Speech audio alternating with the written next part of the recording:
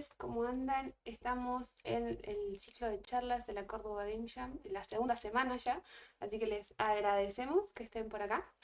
Hoy tenemos a Diego Freijo en el server. Muchas gracias, Diego, por venir a dar esta charla de arquitectura escalable en Unity para indies, que va a servir muchísimo, muchísimo para la Jam y para proyectos futuros. Hay un montón de gente acá. Está Diego, Niki, compas, colegas, muchas gracias por estar. Les dejo con Niki, escúchame, con Diego, perdón, pensé que estábamos como un montón de disertantes. Les dejo con Diego y para ver esta charla. Muchas gracias. Dale. Bueno, gracias, Sofi. Bueno, hola de nuevo a todos. Gracias por venir. Es lindo ver tanta gente que le interesa estos temas nerdos como arquitectura de software. La verdad me alegra en el corazón, así que muchas gracias. Bueno, espero están viendo ahí la diapo, quiero creer. Así que vamos a arrancar. Soy, para los que no me conocen, Diego Freijo de La Cava, Buenos Aires. Así que gracias por invitarme a todas las chicas de Córdoba, chicas, chicos, organizadores de la Game Jam.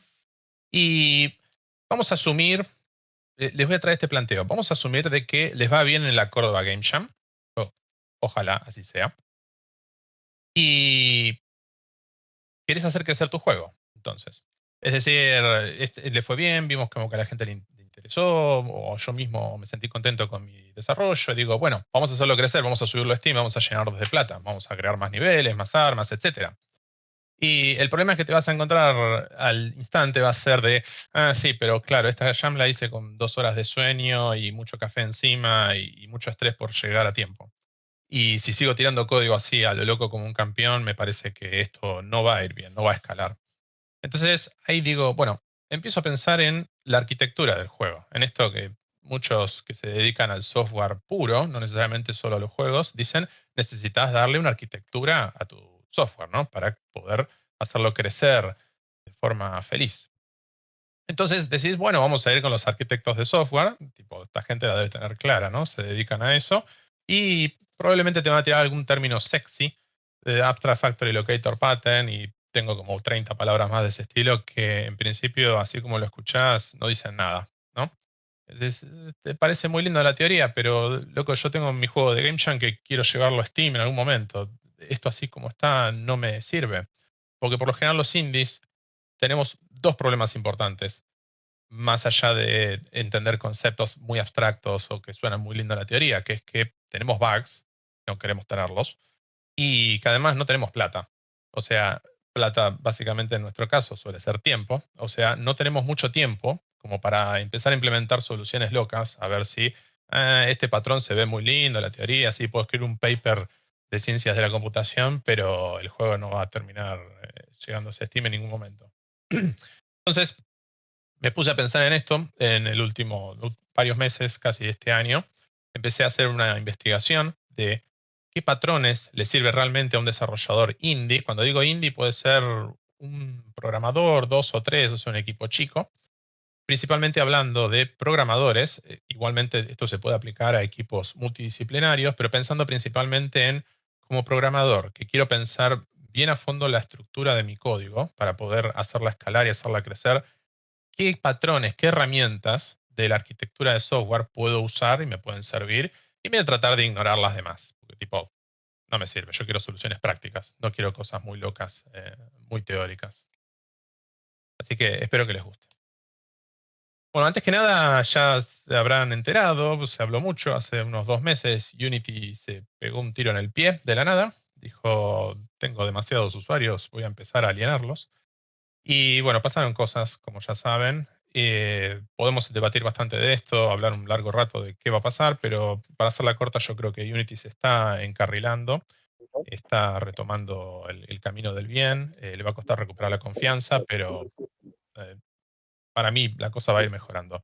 Igualmente, si no te gusta Unity o crees que no vas a seguir en Unity, te pasaste a Godot, quisiste probar Unreal porque ves que tienen estos nuevos muñecos humanoides hermosos, o viste que Godot es muy argentino, así que hay que alentar el motor argentino, buenísimo. Quédate igualmente porque las charlas estas, las recomendaciones que voy a dar, son genéricos de todo motor. E incluso principalmente diría que te sirven si tenés ganas de hacer tu propio motor de videojuegos. Con lo cual yo te rebanco, está buenísimo, estás re loco, pero igual te rebanco porque yo creo que está espectacular que más gente haga más motores de juegos y se meta en esto. Es una cosa hermosa. Así que, brevemente, ¿quién soy yo? Hace entre unos 10 y 13 años hice 3 juegos principalmente publicados, que no es que le fueron muy bien, pero bueno, fueron los desarrollos más largos que hice. 2 de ellos fueron hechos en Unity, uno en ActionScript en Flash. Y lo importante de esto es que aprendí a duras penas qué pasa cuando uno descuida todo esto que estamos hablando. ¿Qué pasa cuando uno descuida la arquitectura del código? Y decís, sí, al principio está todo bien, pero después de que el proyecto tiene 6 meses, un año de antigüedad, empezás a ver esas cositas que decís, ¿por qué no lo hice de otra manera de entrada? Y ya para esa altura es tarde, no podés estar dando marcha atrás, reiniciar el proyecto desde cero. Así que son lecciones que uno aprende para el siguiente proyecto y acá es donde quiero transmitírselas a ustedes. O sea, para que no cometan los mismos errores, que cometan otros errores, mejores errores, pero no cometan los mismos errores. Bueno, después me dediqué 7 años a la seguridad informática, así que por eso no vieron mucho más de lo que he hecho en la industria de los juegos. Y sí, así es como uno trabaja en seguridad informática, es obligatorio si no te contratan. Y este año volví a la industria, a esta hermosa industria de videojuegos, por eso es que me puse a armar esta charla. Y una de las cosas que hice fue empezar a dar clases de programación en Unity en la Maimónides, una facultad de acá de Buenos Aires. Arranqué un podcast también a principio de año, Game Autopsy, con Lautaro Faín, Lev Plotkin, ahí el apodo de él. Así que pueden entrar ahí. Esto es chivo, básicamente, nada más. Si me quieren seguir escuchando, pueden entrar ahí. Es más, si lo quieren seguir escuchando también a Nicky Crescenzi, ahí, podcastazo. El último capítulo fue una entrevista con el señor Nicky, así que más que invitados a ir a escucharnos. Y desde hace unos meses que estoy, cuando me da el tiempo, la verdad, porque lo estoy haciendo medio como algo en paralelo, cuando me da la oportunidad de todo lo que vengo realizando mientras tanto, estoy haciendo este juego Open World Survival Crafty, que no sé todavía bien qué enfoque va a tener. Y lo importante de esto es, esto sí no es chivo porque ni siquiera tengo una página para decir vayan a hacer wishlist, nada de eso, ni siquiera yo sé qué va a salir de esto. Lo que quiero mostrarles es que estoy aplicando lo que estoy diciendo. O sea, no me quedé en una visión teórica para no caer de nuevo como los arquitectos de software, de decir, sí, estaría buenísimo que hagas esto. No, yo realmente lo puse en práctica, vi si tenía sentido o no y filtré las ideas principales y me quedé con lo que yo creo que sirve. Y eso es la versión resumida, es lo que estoy queriendo transmitirles hoy. Lo que sí, esta charla va a ser como un city tour de esos en donde no te dejan bajarte del micro. Entonces, como que en una horita te llevan a recorrer toda la ciudad y vos decís, qué lindo, me encantaría bajarme y ver más de eso, pero no podés. Tenés que seguir el viaje, completar todo. Es decir, si te vas con más preguntas que respuestas de esta charla, buenísimo, porque esa era mi idea. Así después me podés venir a preguntar o podés ir a googlear o videos de YouTube o lo que tengas ganas. Bien, así que más concretamente te voy a enseñar 4 herramientas de arquitectura para llevarlo a algo mucho más concreto. Y lo vamos a ver a modo práctico. De nuevo, la idea no es hacer algo teórico, es hacer herramientas prácticas para que puedas ejecutarlo en tu juego. Entonces, imagínate que te fue muy bien en la Game Jam, ¿no? Y te fuiste recontento, la gente está fascinada con tu nueva adaptación de Flappy Bird, o lo que hayas hecho para la nueva Game Jam. Y en tu camino desde la facultad a tu casa, te quedas pensando, bueno, ¿cómo puedo hacer escalar mi arquitectura de software para seguir desarrollándolo? Y te vas a entopar con tu primer problema,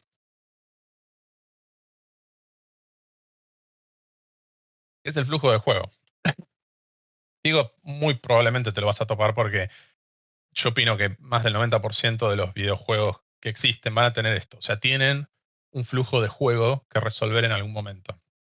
¿Y qué es decir flujo de juego? Es darte cuenta que tu juego tiene distintas partes, donde cada parte tiene distintas reglas y distinta simulación, es decir, distinta forma en la cual la información es procesada. Esto es muy abstracto si lo digo así que vamos a ver un ejemplo. Usando Subnautica, que si nunca jugaste Subnautica no te preocupes porque no es muy complicado. Subnautica tiene, por ejemplo, acá 4 distintas etapas de su flujo de juego, distintas formas de interactuar, como estoy diciendo, en donde por un lado tenés una vista de FPS, donde estás navegando tu base, construyendo cosas, etc. La parte de construyendo cosas se podría decir que es otro estado incluso, ni siquiera este. Así que solamente una vista de FPS normal. Tenés aparte un menú principal donde ni siquiera hay juego. donde ni siquiera está el concepto de si hay pausa o no, porque el juego no está cargado y no WAS no funciona. Vos mueves el mouse y haces clic en botones, entonces ya la aplicación es otra, digamos, ¿no? Tu juego pasa a ser distinta aplicación en cada estado. Y también puedes estar nadando, normalmente con un arma en la mano, puedes estar nadando en un submarino, en algún dispositivo. Es decir, en cada uno de estos momentos, el juego reacciona distinto ante el input del usuario y el output que le da, al menos el output que percibe el jugador, es distinto, porque el juego se comporta de forma distinta. Y es más, podemos agregar a esto otro problema que yo empecé con este desarrollo a considerarlo de esta manera y por ahora me viene gustando, que es las ventanas. Las ventanas también es una cosa que está en todos los juegos, claramente. Siempre hay una ventana, por más compleja que sea. Y para mí también forma parte del flujo del juego, porque si nos fijamos también usando Subnautica, cada ventana tiene alguna cosita distinta. Algunas ventanas ponen en pausa el juego, otros no, otros se manejan con la interacción con el teclado, otros puedes manejarlo con el mouse, ¿cierto? A unos puedes arrastrar cosas. Algunos, por ejemplo, algo muy importante, te permiten alterar el estado del juego en ese momento. Por ejemplo, el inventario. Vos arrastrás un componente del inventario a equipártelo, por ejemplo, y pasa algo en el juego. Y capaz que el juego está corriendo y reacciona ante ese cambio que hiciste en la ventana. Pero después cuando estás cambiando, no sé, las settings de detalle, de calidad gráfica en la ventana de pausa, eso no se ve en el momento reflejado. Entonces, de nuevo, hay una diferencia en la simulación y en la interacción que tiene el jugador con el juego. Entonces, la primera solución para esto, que es una de las soluciones de arquitectura más usadas, diría yo, casi bien genérica, en la industria, es una máquina de estados, también conocida FSM. Para los que cursaron o cursan alguna carrera de ingeniería informática, ciencias de la computación, etcétera, saben que una máquina de estados es una cosa con una carga teórica muy importante. Pueden dedicarle muchos años de su vida a investigar máquinas de estados. No nos importa nada de eso. O sea, olvídenlo. Lo que nos importa en máquinas de estados es que son cajitas con flechitas. Listo. ¿Y por qué? Porque lo que necesitamos de esto es que vos sepas en qué momento estás, en qué estado estás de la simulación, qué tenés que hacer y solamente saber qué condiciones hacen que pases a otro estado de tu aplicación. Nada más. No querés empezar a ver de combinaciones de máquinas de estado y demostrar que podés llegar de un estado a otro. No, no nos metamos en todos esos temas. Y ahora vos me dirás, che, pero Diego, Unity ya tiene escenas para esto. Incluso Godot tiene nodos, Unreal tiene algo, lo que tenga Unreal, porque no tengo mucha experiencia en Unreal. Sí, es verdad, hablando ahora de nuevo solamente de Unity, es verdad, lo tiene, pero yo creo que para una Game Jam está muy bien usar escenas como máquinas de estado, pero cuando lo querés hacer crecer al juego, perdés control. Una de las cosas, por ejemplo, la diferencia importante que yo le veo de máquinas de estado contra escenas es que puedes anidarlas, las máquinas de estado. Es decir, en este caso, esto es como lo estoy planteando yo en el juego, vos podés tener que dentro de cada estado principal de toda tu gran máquina de estado que es tu juego, tengas pequeños subestaditos. Entonces, cuando recién arranca el juego, por ejemplo, tenés el inicio y el inicio adentro tenés un primer estado en donde aparece el splash screen con tu cara, el logo de tu empresa, lo que quieras poner, y después aparece un estado donde estás cargando recursos a memoria, y recién ahí pasas al estado del menú principal, pero el menú principal no es cualquier menú principal, pasás al estado de ventana principal. Y de ventana principal vos podés pasar a la ventana de opciones si quieres ir de vuelta, y así lo mismo, bueno, jugando, ¿no? Desde jugando estás en el modo inicial de explorando, puedes abrir tu inventario o no, etcétera. Esto si vos lo querés hacer con escenas, lo podés hacer, pero yo creo que uno termina yendo por el camino de escenas, reimplementando esto de una manera capaz no tan linda por haberlo hecho como medio ad hoc, ¿no? Como bueno, necesito resolver esto, lo hago así, lo hago así. En cambio, si ya lo hubieses planteado de entrada como, no, che, mira, yo tengo una máquina de estado, la máquina de estado tiene estados y transiciones, las transiciones pueden pasar de tal y tal manera, te va a quedar un molde de proyecto de juego mucho más fácil de entender y más fácil de agregarle cosas, arreglarlo, modificarlo, etc. Además te da mejor control sobre cuándo y cómo cargar y descargar recursos. Eso lo podemos hablar después si alguien tiene alguna duda de a qué me refiero con eso. Así que ahí se fue la primera herramienta que les traje para hoy. Finite State Machine, máquina de estado. Se los voy a ir tirando en inglés los nombres porque, bueno, lamentablemente hay más contenido en inglés googleable o youtubeable en inglés. Y aparte algunas palabras que en español quedan medio raras cuando uno después la usa todo el tiempo en inglés. Así que vos me dirás, bueno, muy bueno, Diego, implementé esta máquina de estado, me gustó, qué sé yo, pero ahora tengo otro problema. Segundo problema, mensajes globales. ¿Qué quiere decir mensajes globales? Esto es cuando vos tenés algún mensaje que una parte de tu juego, potencialmente le podría mandar a cualquier otra parte de tu juego, que esté como hasta muy desconectado. Y la máquina de estado es uno de esos ejemplos. ¿Por qué? Porque vos necesitas decir, tal vez, que la salud del jugador le avise a la máquina de estado, che, máquina de estado, el jugador perdió, su vida llegó a cero, así que pasa al estado game over, mostrar una ventana, lo que tengas que hacer vos como estés programado, que es el estado de game over. Y para eso vas a ver que, bueno, la salud necesita de alguna manera hacerle llegar ese mensaje a la máquina de estado para mandar esta transición. Entonces ahí empiezas a pensar cómo lo hago. Otro ejemplo de mensajes globales puede ser un cambio de idioma. Vos querés que una parte de tu aplicación, la ventana de settings, cambie el idioma y querés que toda tu aplicación, probablemente, todo tu juego, se entere de ese cambio de idioma, ¿no? Porque todos los labels, todos los textos tienen que cambiar para mostrar el nuevo idioma. Entonces, de nuevo, eso es un mensaje que es global. Sucede desde un punto de tu aplicación hacia toda la aplicación. Los ejemplos pueden ser logro desbloqueado, porque cualquier parte de tu aplicación podría llegar a desbloquear un logro, desde cuántas balas disparaste hasta cuántos clics hiciste en la ventana del menú principal, qué sé yo, cualquier cosa. O sea, lo que voy es que es un mensaje que sucede en cualquier lado a alguien que está en otra punta de la aplicación. Y algún problema de red, vos decís, mi lógica de jugador moviéndose en mi mundo 3D no tiene nada que ver, no tiene que saber nada sobre la red, pero igual necesita saber cuándo se desconectó el jugador de la red porque necesita abortar el juego o lo que tengas que hacer para manejar ese error. Entonces es un mensaje global. Entonces, ¿cómo resolvemos este problema de hacer llegar mensajes de una parte de la aplicación a otra? Bueno, la primera solución que uno va a implementar es lo que se llama pushing, que es probablemente lo que uno también implementa en una game jam, lo primero que le sale rápido para resolver el tema, que es, vamos a hacer que en este caso la salud, como el ejemplo que le estaba diciendo antes del game over, la salud conozca a la máquina de estado, ¿no? Se lo podés hacer un miembro público en Unity, que lo exponga en el editor, le arrastras la referencia, etcétera, o como lo quieras hacer. Así la salud, cuando su salud llega a cero, la del jugador, dice máquina de estado, pasa a game over. El problema de esto es que hay un fuerte acoplamiento. La salud es un componente que tendría que enterarse solamente de lo que es la salud del jugador, valga la redundancia. ¿Por qué tiene que estar enterándose de que existe una máquina de estado?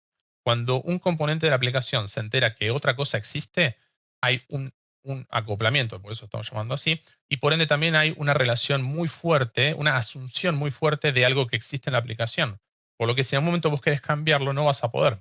Es decir, si el día de mañana yo no quiero que haya una máquina de estado, o yo quiero que la máquina de estado se comporte de forma distinta, la salud va a tener que enterarse de ese cambio, y eso va a hacer que te sea mucho más difícil adaptar tu juego, también te va a ser más difícil encontrar bugs, bueno, un montón de cosas feas que va a pasar a futuro.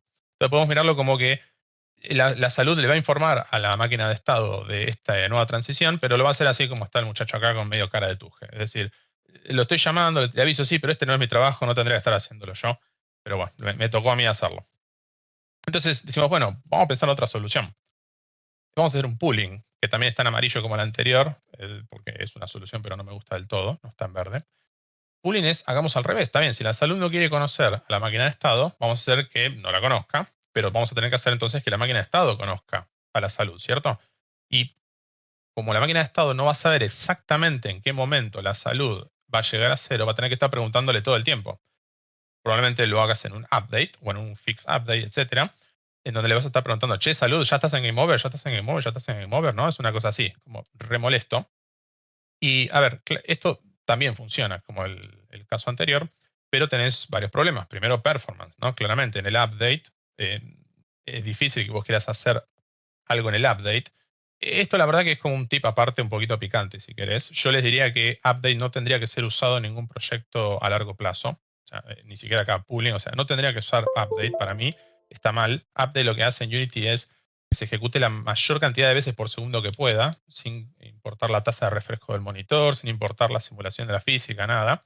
Y es raro que vos quieras hacer algo que potencialmente se sucede entre una vez por segundo hasta 500 veces por segundo según el procesador que tenga el jugador, ¿no? Entonces, si lo querés hacer en un fix update, bueno, ya es otra cosa, con una corrutina, es algo así, pero por lo general el update perdes control, ¿no? Y encima en este caso, bueno, de nuevo, estar todo el tiempo haciéndole, por más que sea una vez por segundo, che, estás game over, che, estás game over, es poco eficiente. Además que de nuevo hay una especie de acoplamiento, ¿no? Porque la FSM necesita conocer a la salud y así como para hacer esa transición necesita la salud, podría llegar a necesitar conocer a un montón de otros componentes, todos los cuales tienen la información que la FSM necesita para ver si pasar a otro estado. Entonces, Una solución que ya es mucho más feliz es eventos, que esto en casi todos, ya hablando en software en general, ¿no? Solo juegos, la alternativa pooling casi siempre es eventos. Es una solución más copada, pero más compleja, por eso no siempre se usa. Y bueno, para los que ya saben eventos, ya esto lo conocen, es bastante simple. La salud expone un evento, en donde dice, le informa a quien quiera escuchar cuando se pasa al estado de la transición de Game Over. Y el FSM se suscribe a ese evento y cuando la salud llega a cero, recibe la notificación y todos felices. Entonces, es como que la salud está mandando señales de humo al aire, no sabe quién lo va a ver, no le interesa, y ahí es donde estás haciendo que la salud pueda informarle algo a la FSM sin necesidad de conocer a quién le está mandando ese mensaje. Pero igualmente tenemos el problema de que sigue habiendo un poquito de acoplamiento, porque la máquina de estado tiene que igual conocer a todos los que cambian de estado, es decir, tiene que igual conocer a quién se quiere suscribir. Entonces, no termina de ser del todo desacoplado como nos gustaría en un desarrollo grande. Y por eso es que yo propongo la solución más compleja de todas, pero la más feliz, si queremos de alguna manera, que tilda todo esto, las casillas de todos estos problemas, que es un message broker. Message broker es decir, bueno, todo bien con que ya la salud en el evento, la salud no conocía a la máquina de estado, pero me gustaría que ahora la máquina de estado tampoco conozca la salud, y por eso metemos a este mensajero, este message broker, que lo que va a hacer es intermediar entre la comunicación de ambos. Entonces, cada uno, podemos hacer cuenta que es como un operador de telefonía, ¿no? Es el encargado de escuchar las notificaciones de cada uno que le informa y que se suscribe, y el mensajero es el que es responsable de reenviar esa información a quien necesite. Entonces, la máquina de estado se va a suscribir a un evento del mensajero nada más, y el mensajero va a ser el que le avise de la máquina de estado cuando se pasa Game Over, y la salud solamente le tiene que avisar a este mensajero. Entonces, todos conocen el acoplamiento, digamos, está para con el mensajero, pero nada más. Entonces hay solamente una fuente de acoplamiento y es más fácil de manejar, ¿no? Porque está toda esa lógica, ese meljunje de dependencias está encapsuladito en un solo lugar. Y esto hace que sea mucho más fácil agregar los emisores o cambiarlos, porque total la máquina de estado nunca se entera quién es el emisor, quién es el que está del otro lado avisándole los cambios de estado, no le interesa. La máquina de estado dice, me llegó de que ya está en Game Over, no quiero saber cómo llegué a esta conclusión, yo actúo en consecuencia, nada más. Si ustedes quieren implementar un message broker desde cero, está bueno porque es un buen proyecto de programación, pero si ustedes quieren realmente terminar el juego en algún momento, en vez de estar programando librerías, digamos, herramientas que ya están hechas, les recomiendo una de estas dos. Son open source, están en GitHub. Yo estoy usando ZenCheck, pero bueno, UniRX también tiene una de estas cosas y se puede usar. Así que ahí va la segunda, el message broker. Y acá, después de implementarlo, otra vez vas a decir, bueno, muy bien también lo de Message Broker, Diego, pero estoy teniendo otro problema ahora, que es que hay un estado globalmente accesible. Es decir, estado globalmente accesible es cuando vos tenés un pedazo de información que podría llegar a necesitar cualquier parte de tu juego. Es un estado, bueno, global, pero no solamente es globalmente accesible, o sea, cualquier parte de tu aplicación necesita ver eso. En el caso que estamos hablando recién, sería el mensajero, ¿no? Es un estado que toda tu aplicación va a necesitar conocer para poder mandarle mensajes o escuchar mensajes. Algunos otros estados, unos ejemplos de estos estados podría ser, bueno, el message broker, cuando el enemigo necesita saber dónde está el jugador, es decir, para saber ir a perseguirlo, a dispararle, a insultarlo, no sé, lo que le haga el enemigo al jugador. Necesita saber también cuál es el nivel que está cargado actualmente para saber dónde están los obstáculos, los power-up, todo lo que necesitas mostrar del nivel actual, ¿no? O abrir una ventana, necesitas llamar a un Windows Manager, lo que sea que esté manejando tus sistemas de ventanas o sistemas de achievement también podrían ser, etcétera, para decirle, che, abrí esta ventana, che, desbloquea este achievement, etcétera.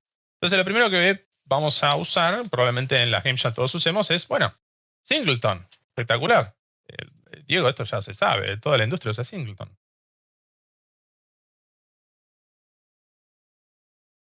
Perdón. Singleton, ¿por qué? Para los que no lo conocen, después los invito a que lo busquen, porque es una herramienta muy usada, muy útil. Un singleton lo que les asegura es que va a haber siempre una sola instancia de un objeto y que va a ser globalmente accesible, porque básicamente es una instancia pública estática. Entonces, cualquier parte de tu aplicación puede decir messagebroker.instancia, hace esto, manda mensaje, bueno, feliz. Y acá es donde digo lo que les dije al principio del dolor de haber usado una herramienta que después me terminó causando problemas a largo plazo.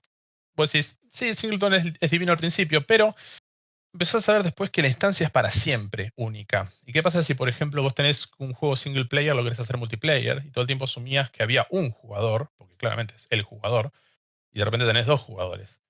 Se te destartala todo, porque habías hecho una asunción muy importante ahí. Pero para mí lo peor de todo es que es globalmente accesible.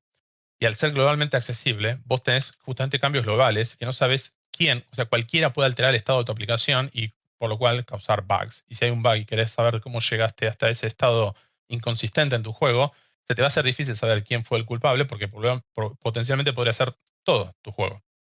También tenés una dependencia estática que lo hace difícil para hacer unit testing, después lo vamos a ver, y hay problemas de polimorfismo que los invito a investigar más si quieren entender a qué me refiero con eso. Así que, por lo tanto, yo diría que el singleton lo que hace es que tu componente sea difícil de aislar. Tenés el problema de escena en blanco, que se le dice que es que si vos tenés muchos singleton y querés hacer una escena en blanco desde cero y tirar un componente que use un singleton, no podés en una escena en blanco porque necesitas crearle todas esas dependencias. Es decir, crear también los singleton de los cuales este componente depende. Y ese singleton capaz tiene otras dependencias que también necesitas tener. Entonces nunca puedes tener una escena en blanco limpia. Siempre tenés que agregar un montón de todos estos singleton, todo este bagaje de dependencias para que las cosas funcionen. Además también se te complica con los unit tests y se te complica entender el flujo de datos, que es lo que hablaba antes, para debuguear, etc. Por lo tanto, yo diría que si usas singleton, tu estado global de repente va a evolucionar en un juego indebugueable, con lo cual ya sé, es una opinión picante, así que los espero a la salida después. Quien me quiera venir a debatir, con gusto lo haré. Me encanta debatir de todas estas cosas. Y como justamente es un juego indebugueable a largo plazo, al principio no lo ves el problema, ¿no? Al principio es lindo, simpático, y cuando ya empieza a ser problemático ya es tarde, ya lo usaste y ya no puedes dar marcha atrás. También puedes usar un service locator, es mejor que un singleton, pero a la larga tenés los mismos problemas. Te invito también a que lo busques a ver qué es. Así que mi solución, lo que yo propongo acá, es hacer una inyección de dependencias. También algo muy usado en la industria tradicional de software. Hagamos de cuenta ¿qué es una inyección de dependencias? Hagamos de cuenta que tenemos un installer acá, personificado por Oak, el profesor Oak.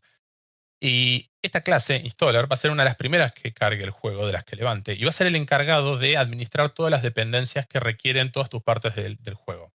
Entonces, por ejemplo, hagamos de cuenta que sabemos que nuestro juego va a necesitar cierta dependencia, que es el mensajero, volviendo al caso del mensajero. Entonces, ni bien arranca el installer, crea un mensajero, ¿no? Va, lo atrapa, o va, fabrica acá la Pokébola en este caso, y se lo guarda, y se lo queda. Entonces, de ahí en más, cada vez que alguien, o sea, otros componentes, otras partes de tu aplicación requieren esa dependencia, es el installer el que le va a pasar esa dependencia cuando se ha creado este nuevo componente. Por ejemplo, la máquina de estado necesita un mensajero, bueno, cuando lo cree, le pasa el mensajero. La salud también lo necesita, bueno, toma, acá está tu mensajero. Entonces, fíjense que en ningún momento la salud o la máquina de estado tiene que estar yendo a buscar esa dependencia. Ellos ya saben que les llega de la nada y la usan y son felices con eso. No preguntan de dónde vino, no le importa, simplemente usan esa dependencia. Y bueno, además tenés otras ventajas usando el installer, porque podés estar programando en el mismo installer, podés tomar decisiones como tipo, che, quiero que se reuse siempre la misma instancia, o sea, hago un new cada vez que me piden una nueva instancia de un mensajero, ponele. En el caso del mensajero no tiene sentido, pero hay otros momentos donde sí vos querrías que no siempre haya una sola instancia, que hayan varias, como lo que dije del juego, multiplayer, todo eso. También podés empezar a jugar con interfaces, o sea, hacer que las máquinas de estado, la salud, por ejemplo, no requieran a un mensajero, una clase estricta mensajero, sino a un i-mensajero, llamémoslo, o sea, una interfaz que se comporta como un mensajero, lo que el installer ya ahí puede tomar la decisión de qué clase concreta implementar. O sea, mejor dicho, crear, siempre y cuando implemente toda la interfaz que requiera la dependencia, ¿no? El i-mensajero, en este caso de ejemplo. Entonces te da unas flexibilidades que a largo plazo son muy útiles. Acá ya sí no les recomiendo que lo programen desde cero porque es un proyectito. A ver, lo querés hacer, está buenísimo, ¿no? Pero ya va a llevar mucho más tiempo todavía que el Message Broker, así que te recomiendo que uses alguno de estos dos proyectos también open source en GitHub, que funcionan bastante bien, parecería. Yo usé ZenCheck, Bcontainer lo usé muy poco, pero parece que anda mejor y hasta es más rápido. Bueno, así que ahí va la tercera, Dependency Injection. Y vamos a llegar al último problema. Y vos decís, bueno, Diego, ya tengo toda una arquitectura hermosa, divina, está buenísimo todo esto que me dijiste, pero en un momento voy a tener que hacer un test unitario porque ya estoy cansado de estar programando siempre lo mismo, tengo que poner play en Unity, ver esto, se rompió o no se rompió, y cada vez que hago un cambio en otra clase necesito volver a esta clase a ver si este bug raro que yo tenía lo arreglé o se volvió a desarreglar. quiero hacer un test unitario para esto, para no tener que estar viendo yo a mano constantemente a ver si algo se rompió o no. Y cuando uno habla de hacer un test unitario, lo que podemos estirarlo, podemos resumir en la necesidad del test unitario en decir, necesito de alguna manera poder programar funciones, podríamos mirarlo a modo de clases también, pero miremoslo como funciones, a las cuales siempre que yo le dé los mismos datos, voy a tener el otro dato de resultado siempre, sin importar otra cosa que no sean los datos de entrada. Es decir, siempre que me lleguen estos dos inputs, voy a tener este output. Punto. No es que, va a depender de si hay un transform, un rigid body asignado de esta, tal u otra manera. No, porque eso ya nos hace mucho más difícil saber si un test unitario falla, si se debió al input que le puse, o si se debió a que había seteado un estado erróneo en otra parte de la aplicación que no tiene nada que ver, ¿no? Y como ya se darán cuenta por cómo estoy diciendo, te vas a dar cuenta que los monobehaviors son difíciles de testear, o al menos esa fue mi experiencia hasta ahora, cada vez que lo traté de hacer. Varios motivos, no puedes hacerles un new, necesitan una escena, heredan y asumen muchas cosas, esto que digo, que hay un rigid body, un transform, y capaz que vos no necesitas todo eso para hacer un test, ¿cierto? Todo el monobehavior trae un montón de cosas que no hacen falta, por lo cual también los hace un poquito lentos, entre comillas, que necesitas para correr un unit test cargar un montón de cosas. Lento quiere decir que tarda 1 milisegundo en vez de en vez de medio milisegundo, lo cual es mucho, porque cuando haces un test unitario necesitas tener cientos o miles capaz de unit test. Entonces necesitas que sean muy rápidos. Además que vos tenés monobehavior, mucha vista, muchas cosas, elementos gráficos que necesitan el ojo humano. Y eso no puedes hacer un test unitario para ver, no sé, para testear a ver si la partícula que estás tirando en este monobehavior se ven lindas o no. No hay un test unitario que te pueda resolver ese problema. Igualmente lo tenés que hacer con el ojo humano, mucho de lo que uno implementa en monobehaviors. Igual yo estuve hablando con un amigo de Ethermax que me dice que ellos lo hacen unit test de monobehavior, pero tiene algunas consideraciones. Por ejemplo, que necesitan que todos los miembros sean públicos para que justamente vos puedas desde afuera ver el estado interno y validar a ver si el test es satisfactorio o no, ¿cierto? Si el estado al que querías hacer que ese componente llegue, llegó o no. Lo cual igual puede ser problemático para gente nueva en la empresa o programadores junior, capaz, que no tienen esa disciplina de decir, no, no puedo estar toqueteando los miembros públicos de otro, a menos que tenga una buena justificación. Si está público, no quiere decir que lo tengo que estar toqueteando. Tengo que usar la interfaz, los métodos públicos.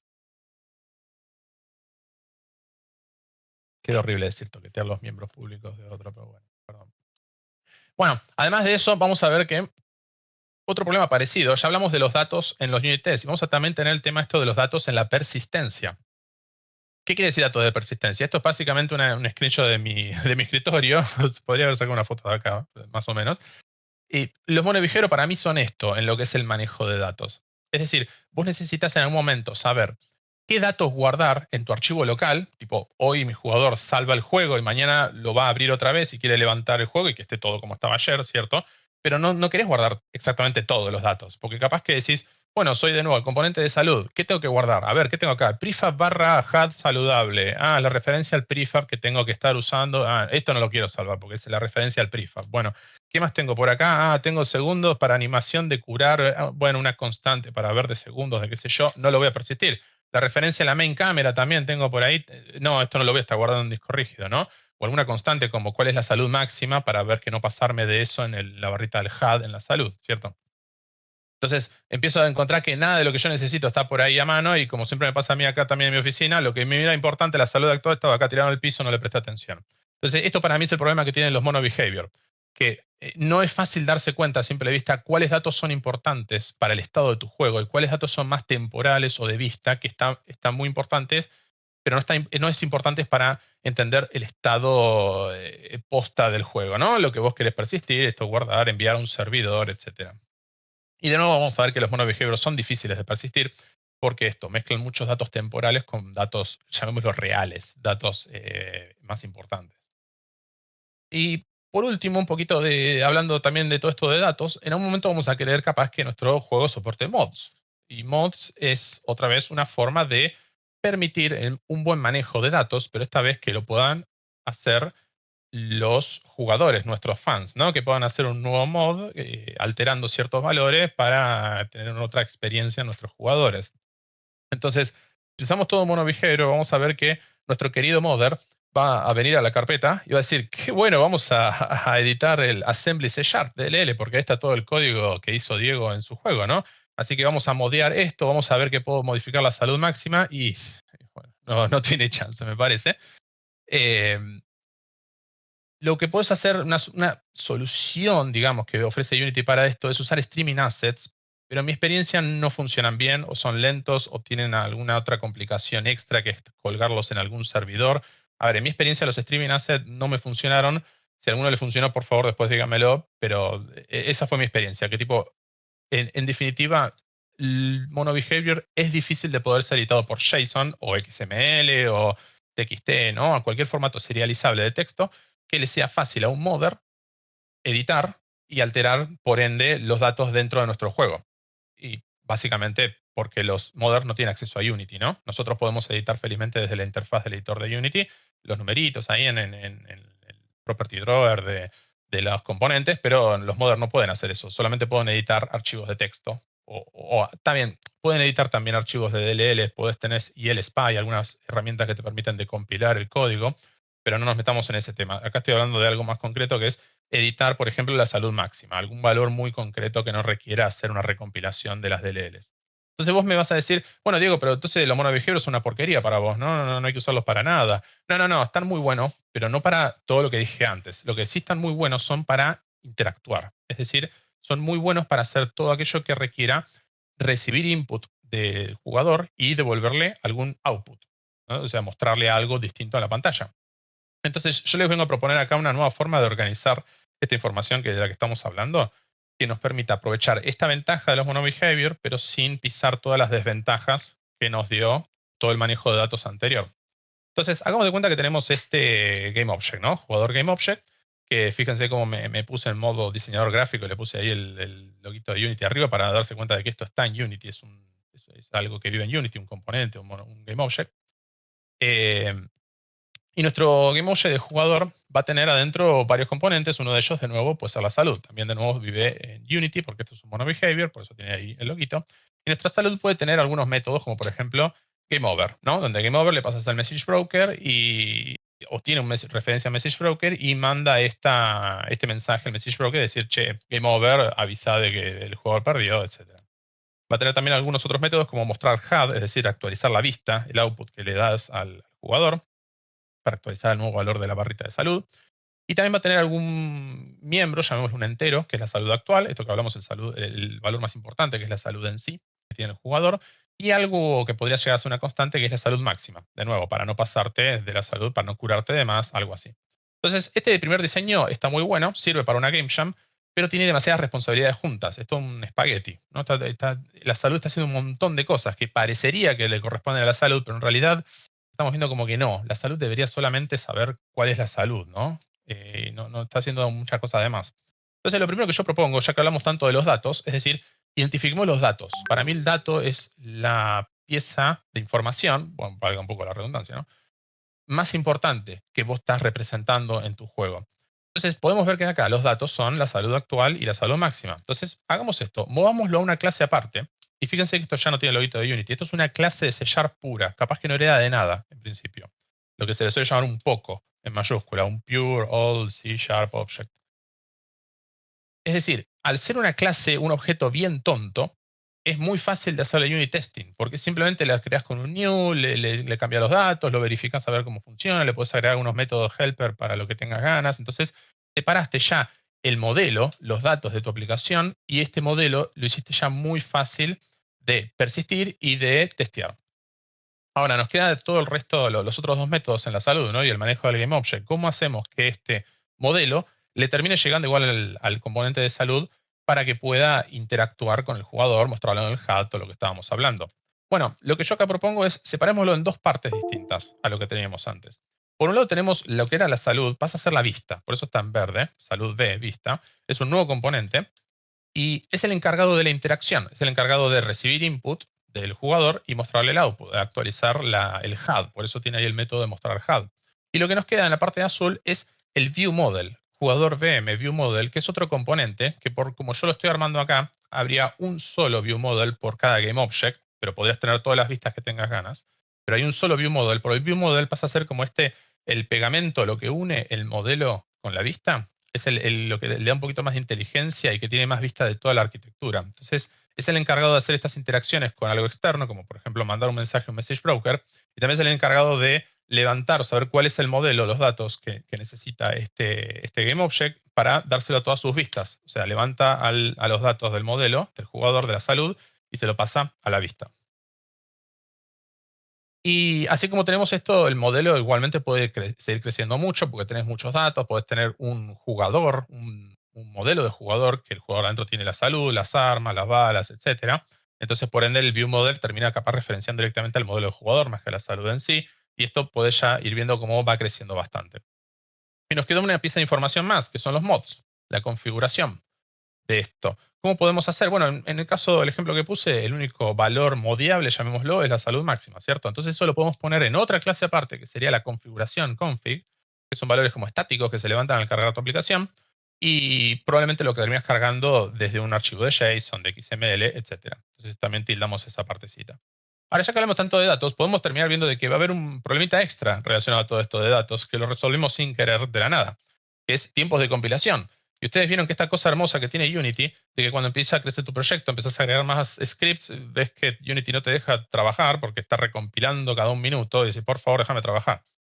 La solución que te da Unity para que no hayan tiempos de compilación tan largos es hacer Assembly References. Assembly References es separar tu aplicación en distintos assemblies, es decir, de DLLs, para que cuando vos modifiques el código en una parte, en un assembly de tu aplicación, solamente se recompile ese assembly.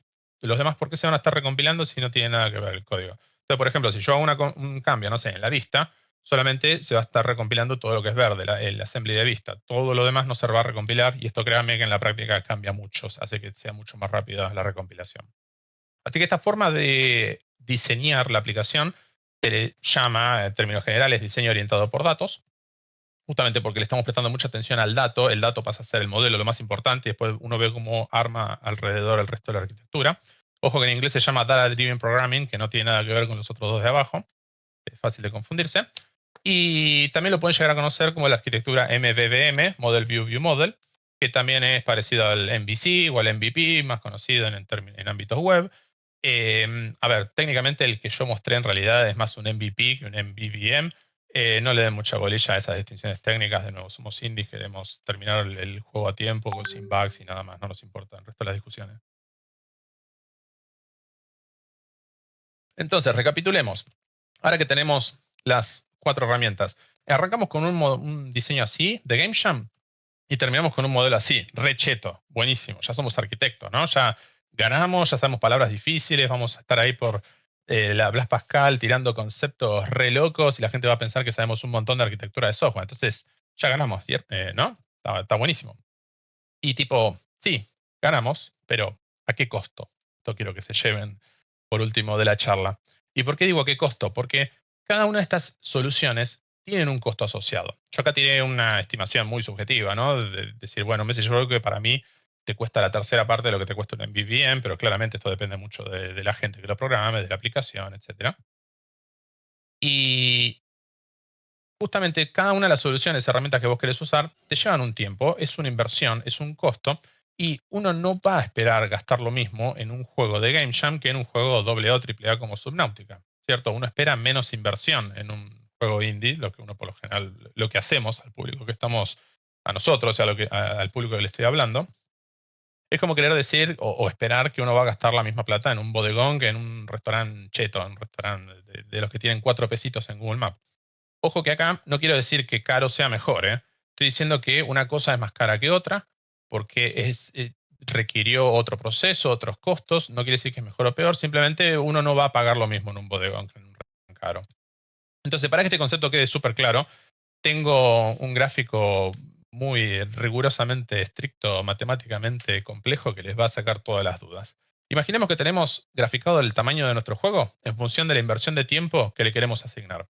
Y lo que vamos a querer todo el tiempo es mantenernos en esta zona productiva. Es decir, que mientras más va creciendo mi juego, más inversión de tiempo debería dedicarle. Es decir, más herramientas y más preocupación, más bolilla le tengo que estar dando a la arquitectura de mi código. Ahora, ¿qué pasa si yo me desvío de este camino productivo? Nos puede pasar que nos desviemos por la izquierda que quiere decir que tengo un tamaño de juego más grande que el tiempo que le estoy dedicando. Y lo que me va a pasar, yo creo que esto es el indie promedio, y lo que va a pasar es que tengo muchos bugs, que no sé de dónde vienen, no sé cómo solucionarlo, y además me cuesta agregar cambios. Y esto es horrible. A ustedes les habrá pasado probablemente, lamentablemente, que decís, me encantaría editar esto, o cambiar, o agregar, pero no tengo miedo porque yo sé que llego a tocar esto y no sé qué va a pasar con todas esas clases que tengo por allá. Se va a romper todo, tengo que estar haciendo el unit testing, no tengo que testear a mano, es un quilombo, mejor dejémoslo así como está. Es horrible, no queremos llegar a eso. Pero también nos puede pasar que nos pasemos por el otro lado. ¿Qué pasa si estoy dedicándole demasiado tiempo para el tamaño que requiere mi juego? Lo que te va a pasar es que estás demasiado tiempo pensando en la arquitectura, viendo qué sería lo mejor, leyendo libros, viendo videos de YouTube, viendo charlas como la mía, esta de acá, ¿no? Demasiado capaz si no lo necesitas. Y terminas dedicándole mucho mantenimiento a tu proyecto y no estás haciendo un juego. La onda era que vos hagas un juego, que hagas crecer el juego de la Game Jam, no que estés pensando nada más. Entonces, digamos que el primer caso sería como que estás construyendo en un castillo de naipes que en cualquier momento se te va todo, se te cae todo. Y en el segundo, tú sabes que está pensando, pero no está haciendo nada. No tenés nada para mostrar a la larga. Entonces, con esto, como un corolario, les quiero dejar todas las herramientas, haciendo una recapitulación. Todas las herramientas que quiero que tengan presentes para fines de enero, cuando estemos allá en la Universidad en Córdoba, son esto, nada. O sea, todo lo que dije fue, por eso la premisa, es cuando terminen la Game Jam y quieran hacer crecer su juego, presten la atención a la arquitectura. Pero acá no. Por favor, en la Game Jam prestenle atención a dormir lo más que puedan mientras que lleguen con el juego, terminar el juego a tiempo, eso en realidad es lo más importante, divertirse, hablar con conocidos, bañarse por lo menos una vez, yo creo que estaría bueno. Y todos esos otros temas. Eso es más importante que estar debatiendo horas con tus demás colegas nerdos. Che, ¿tenemos que usar un Message Broker acá o un evento? No, no tiene sentido a esta altura. Y les dejo para cerrar, para que vean después en sus casas, este video de Unite 17 que me encantó, en donde habla cómo hacer cosas parecidas a la que les dije, pero con Scriptable Object, con lo cual es una herramienta interna de Unity que les permite, bueno, les facilita mucho todo esto que estuve diciendo, y yo creo que está bueno para cuando tenés un equipo más interdisciplinario. Es decir, cuando vos querés que gente que no tiene experiencia programando, directamente no es programadora, puede igualmente estar haciendo algún ajuste de dependencias, mandando mensajes, todo esto que estuvimos hablando. Esto lo permite porque le permite al programador brindarle herramientas que desde el editor de Unity permitan que esta gente que no sabe programar igualmente pueda hacer estas conexiones de dependencia, todo este manejo. Entonces yo creo que está muy bueno, pero si sos solamente un programador o varios programadores en el equipo, a la larga me parece que esto termina siendo limitante. Te va a ser más cómodo laburar todo en código y usar más soluciones más parecidas a las que yo te estuve tirando. Y además, ya que estuvimos hablando antes de Ethermax, esto es una charla que dieron unos chicos de Ethermax en Ethercoding, en donde ellos explican cómo están usando Scriptable Object un poquito, y aparte están usando unos patrones parecidos a lo que les dije yo también, MVVM y otras cosas parecidas. Y bueno, está bueno porque te muestra como una empresa grande, con un juego grande, hace un manejo de arquitectura y le sirve, le funciona.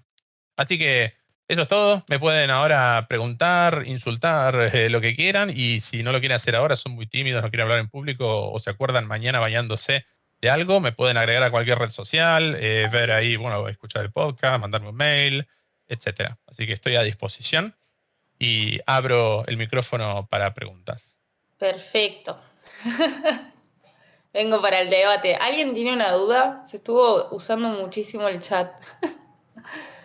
Pero Sí, por acá habían hecho una pregunta. Dicen por acá si para hacer un juego completo, o sea, si se puede hacer un juego completo con una única escena y solo la máquina de estados. sí, sí, y ese es el enfoque que estoy teniendo yo. Y Ujú. vi que no solo yo, hay un par de estudios que le están dedicando bastante importancia a pensar esto, que es gente en la que también me inspiré. Yo no inventé casi nada de esto, chicos, o sea, la verdad, ¿no? Lo que hice fue adaptarlo y darle mi propia receta. Esto es como una receta, uno va cocinando, va probando. Y básicamente la materia prima la saqué de videos que vi, de gente que leí, blog posts, que están haciendo cosas parecidas. Aunque lamentablemente vi que no hay tanto como me hubiese gustado de este tema, no se habla tanto, especialmente relacionado a Unity, ¿no? Porque vos tenés desarrollo de juegos en general, pero después lo querés llevar a Unity y algunas cosas te cuestan o no te das cuenta si sirve o no para cómo se anda Unity. Entonces, por lo que vi, hay gente que lo hace así, una sola escena, y que toda tu máquina de estado se maneja en base a prefab, probablemente. Y me gustó, lo implementé y funciona, así que yo creo que parece una locura al principio, pero después te das cuenta que está bueno. Yo lo uso exactamente igual. También manejo una Joya. sola escena y todas las piezas las armo con prefabs. que básicamente te ayuda también después a organizarte si tenés el código versionado, por ejemplo, con Git. Vas modificando solamente los prefab y no toda la escena, Exacto. cosas así. Sí, terminas teniendo menos problemas con eso, es Sí. verdad. Incluso si tenés varias escenas, está bueno lo mismo tener esta idea de manejar ciertas cosas o ciertas piezas de la escena con prefabs. Para eso está. Sí, sí. Ahora estoy leyendo acá el chat. Si Sí, alguno de aquí ustedes sí, ve, si vos Debo ves una pregunta, avísame. sí. Hola, soy programador, me interesa mucho el tema, pero llegué bastante tarde. ¿Quedó grabada? Ah, sí. Quedan grabadas, la estamos grabando, pero la vamos a subir en enero antes de la Jam. Y te dice si podrían compartir recursos para estudiar de manera independiente. Yo creo que los nombrecitos de las cosas que nombraste fue FSM, Message Broker, Broker, Dependency Unity, Injection y MVVM, arquitecturas orientadas a datos. Igual yo DP. voy a colgar estas slides, las voy a meter, las voy a compartir de alguna manera. Después vemos con la gente de Córdoba.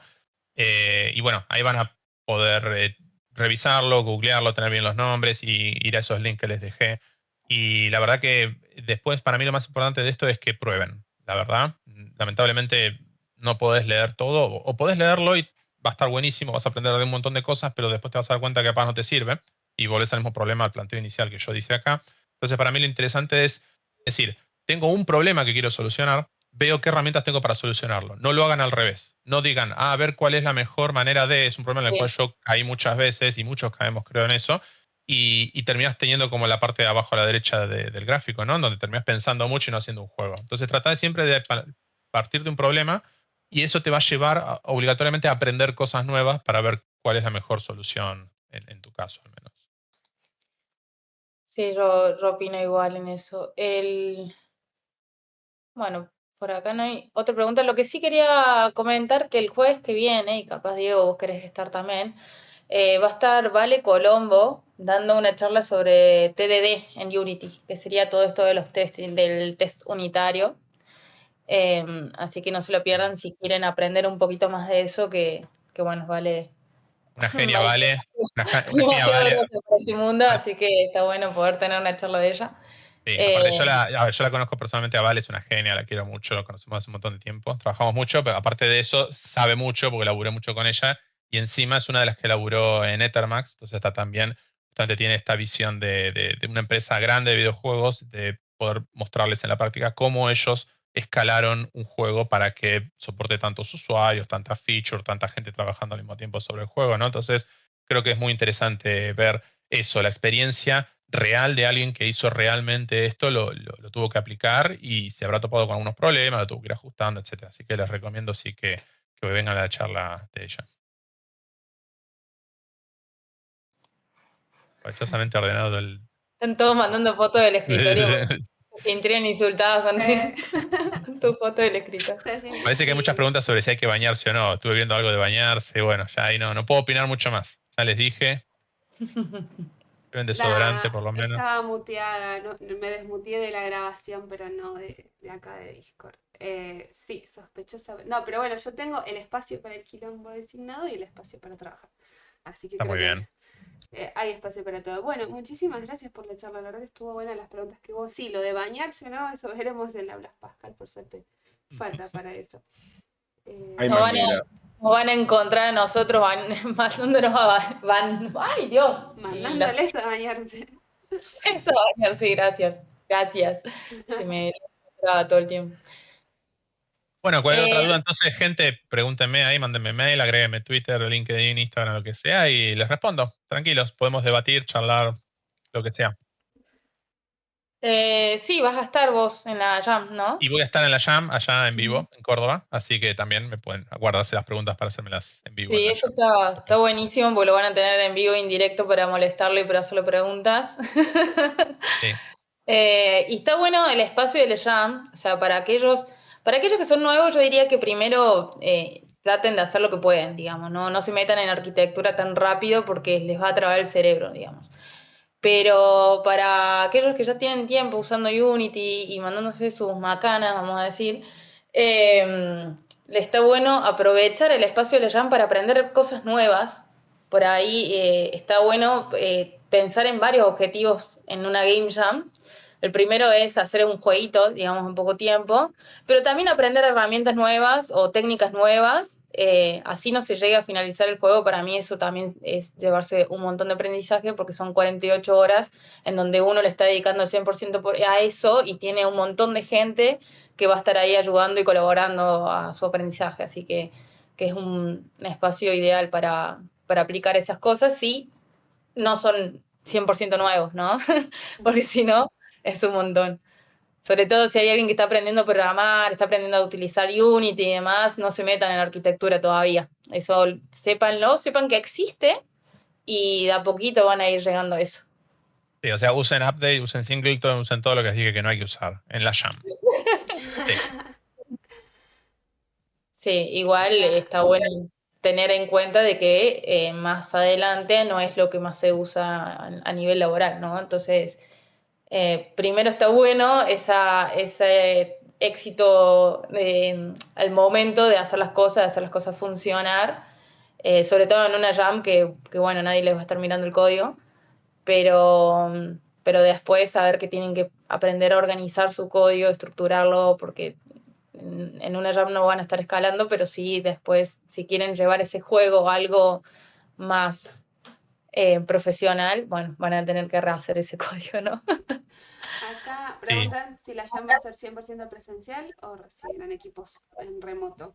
Tenemos mentores que van a estar presencial en la Jam y creo que también va a haber algunos en el server, pero eso está a punto de confirmarse.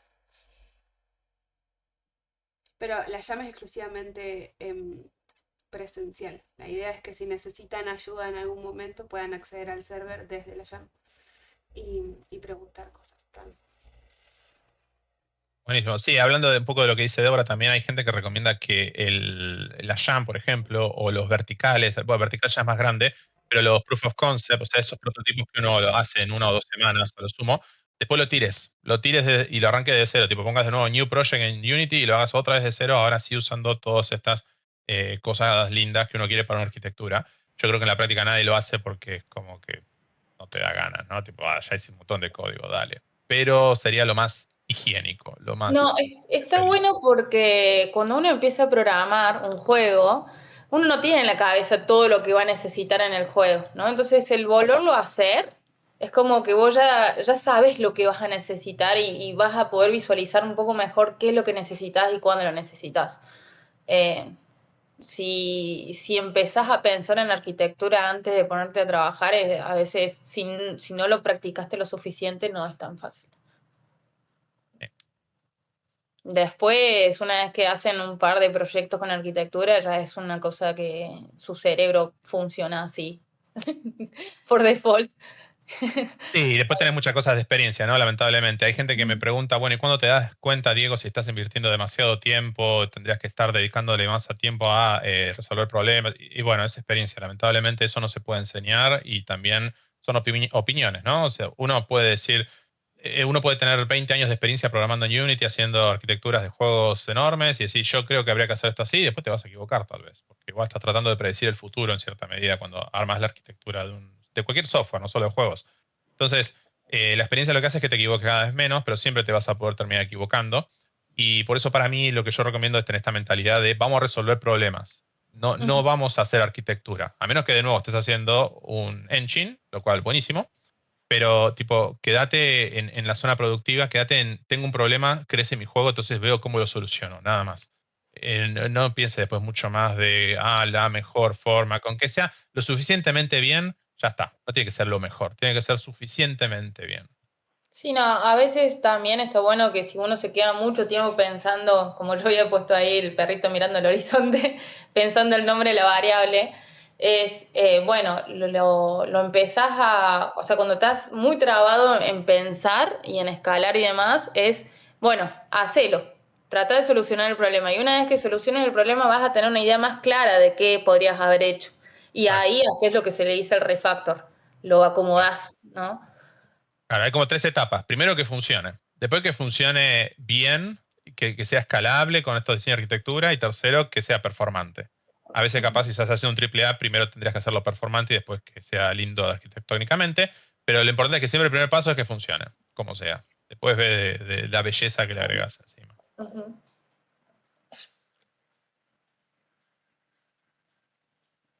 Bueno, parece que no hay más preguntas, así que de nuevo avisen cualquier cosa. Y si Ahí no, nos está veremos. escribiendo Igna, a lo mejor allá algo. Están escribiendo Azure Cloud. Vamos a esperar, los vamos a mirar fijo, así tardan en crear, se pone nervioso. Dale, ¿Cómo están o tipeando así? desmutense.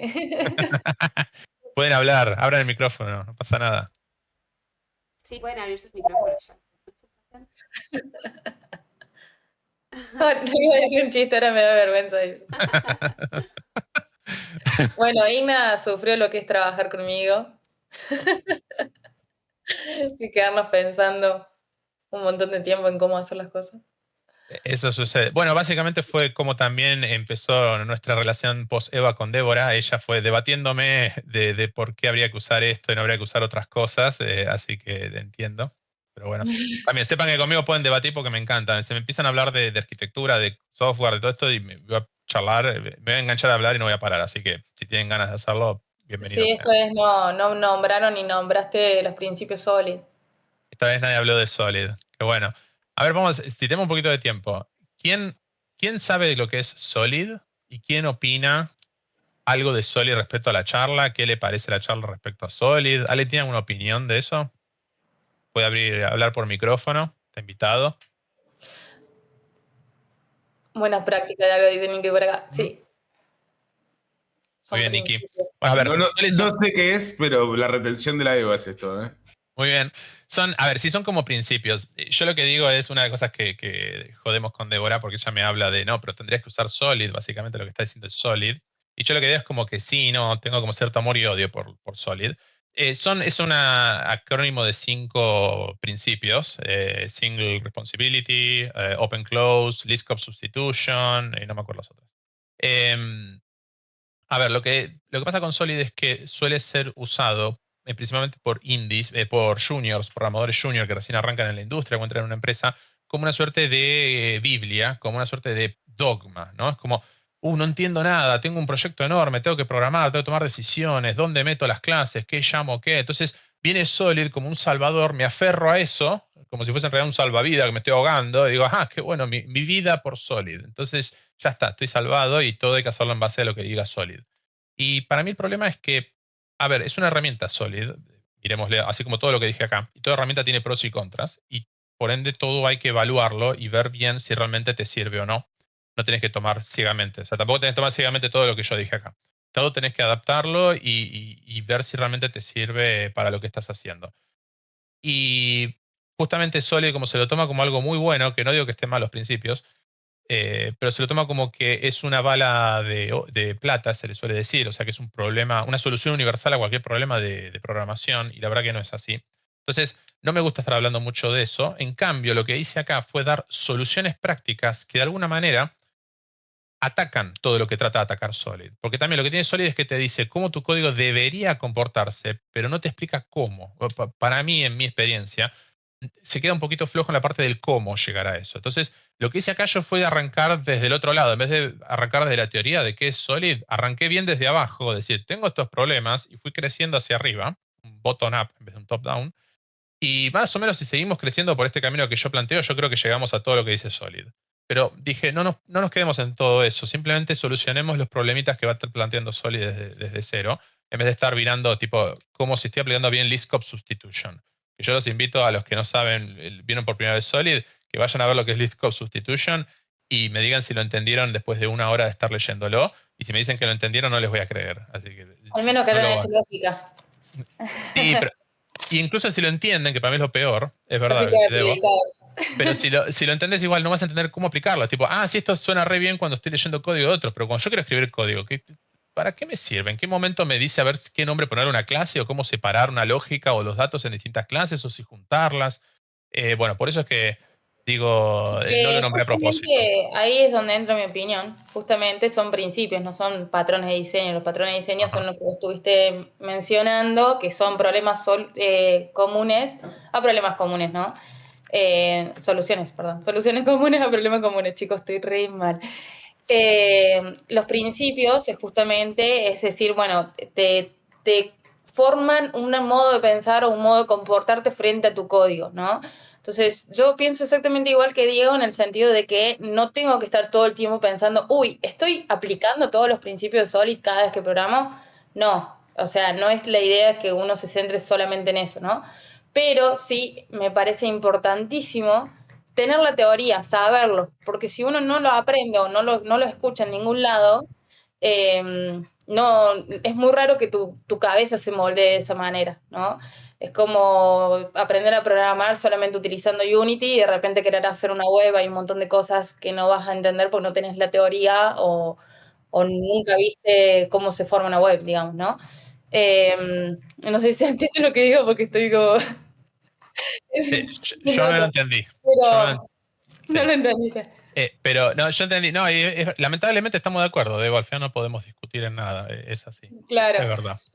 Así que nada, porque yo me acuerdo que en la charla tuya te habían preguntado si era importante aprenderlos. Y vos le dijiste, no, no hace falta. Y es como, yo casi me agarro los pelos, así me arranco, me quedo pelada y te los tiraba.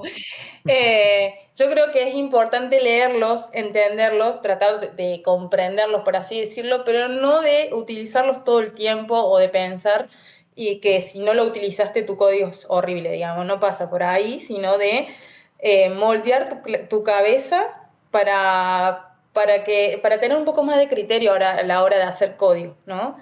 Y de pensar, de formarte como programador.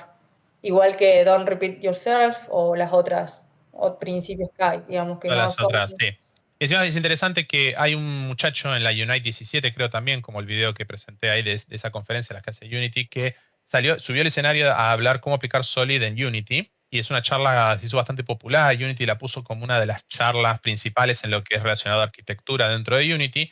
Y lo interesante es que ese mismo chico, 3 años después, en el 2020, arrancó su propio canal de YouTube diciendo Solid en Unity no sirve. O sea, fue muy interesante como decir, el que pasó a ser como el evangelista de Solid en Unity 3 años después dijo, no, miren chicos, me equivoqué. Eh, Bueno, es como un poco exagerado, claramente ya lo sé, pero es interesante ver cómo te das cuenta que tenés que ir deformando todas esas cosas genéricas, esos patrones, o en este caso lineamientos, digamos, ¿no? Para adaptarlo a la herramienta que tenés, porque Unity, bueno, Unity no es código puro, tenés el editor, tenés todo el drag and drop, entonces hay soluciones que no terminan de ser del todo compatibles con Unity en Solid. Y él propone otra cosa parecida a Solid, propone otras cosas. Bueno, pero bueno, es interesante ese sentido también de ver cómo el debate sigue en todo el mundo, parecería, en lo que es Solid y Unity.